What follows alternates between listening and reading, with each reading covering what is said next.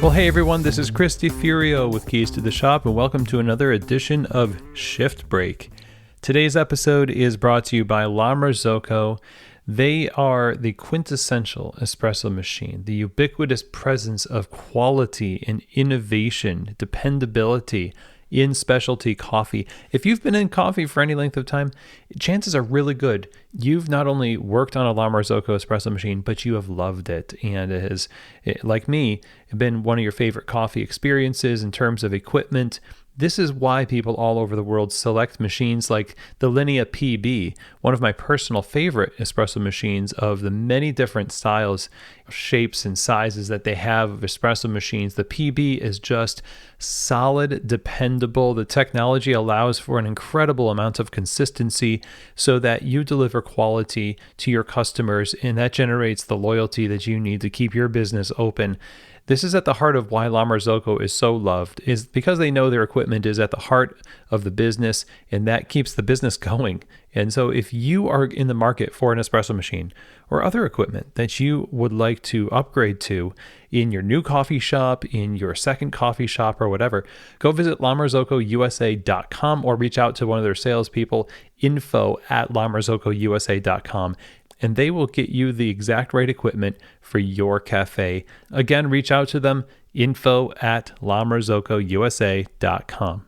Today's episode is also brought to you by Espressly, who's creating custom branded mobile apps for independent coffee shops to really wow their customers with the convenience of mobile ordering, but also the culture and feel of your business. And now they are featuring centralized loyalty programs that fully integrates with Square for each of your coffee shops. You can earn and redeem points either in the mobile app or in person.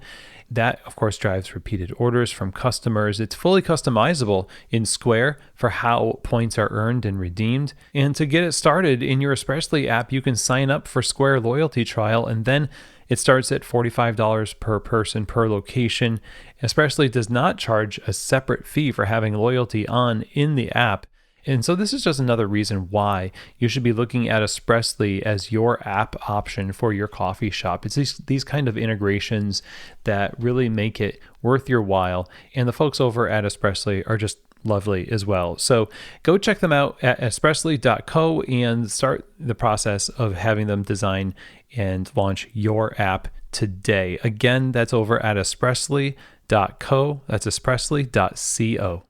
Okay, everybody. Well, today I wanted to talk to you about rest and meaningful work. The reason why I wanted to talk about this, and it's actually been on the books, well, I say on the books, it's been on my mind for a little bit now, but it just works out so well to have it this week, right after we heard from our guest, Greg McKeown, on episode 436, talking all about effortless, making doing what matters the most easy. And if you haven't listened to that conversation, I encourage you to do so.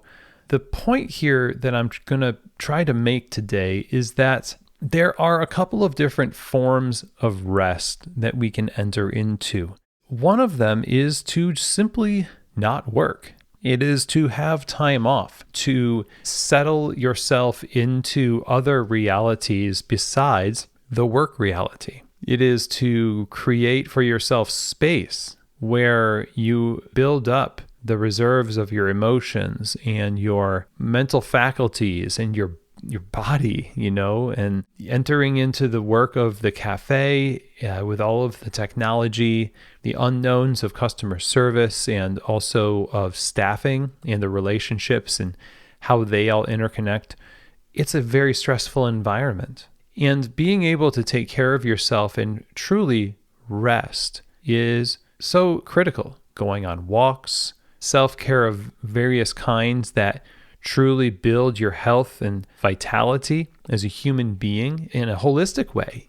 And I can't tell you how to do this, with self-care, but there are some very basic things that we've actually talked about in self-care episodes, also in actual physical fitness episodes that I'll link in the show notes here. But that kind of rest is definitely needed because it keeps our mind from despairing. Because if our reality is too narrow, it reduces hope. Not that we should always be seeking an escape from the work we're doing, but an escape is necessary on a pretty regular basis. And, we have a culture today, especially in the West, I'd say, well, maybe this is worldwide as well, now that I'm thinking about it, because you've got like the company men of Japan that I'm not even sure what the concept is, where people work themselves to death. There is a business ethic that says we have to work harder. And the less margin you have in life, the better. This is the point of our conversation with Greg McKeown in the book Effortless. And he addresses that pretty much head on. But having rest is one of those priorities that we have to constantly fight for in the pursuit of what we're trying to do with coffee. Now, I will also say that rest as an escape doesn't always have to be the point of rest. Rest can also mean working in a meaningful way that actually brings you vitality. The weariness that we experience sometimes is because the work we do doesn't have, or at least we can't connect to the work, meaning that drives us. Finding the why behind the what is in itself kind of a revitalizing thing. So while we do need to unplug and have margin, when we're plugged in, it's not necessary that we are going to be just hammered and drained. How we do the work, of course, matters, like we're talking about in Effortless, doing it in a way that gives you the most for the most efficient effort, right? But also the fact is that you're going to have to expend energy. And it isn't going to be, quote unquote, easy, right?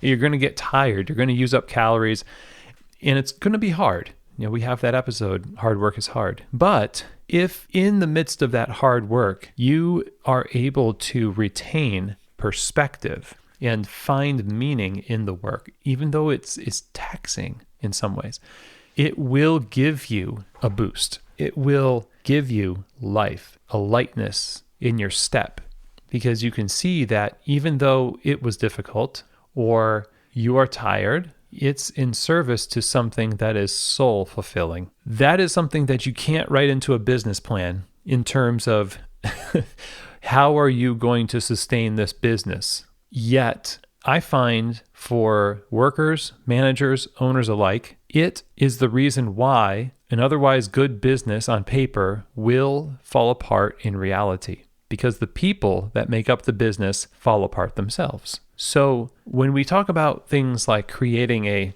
operational values document and having the relational health of the business invested into at the same rate as the business grows or more. When we talk about internal hospitality and unreasonable hospitality and effortless as or essentialism, it's not as black and white as saying if you sell this item and make this much money, you'll have more in the bank, which means you're successful.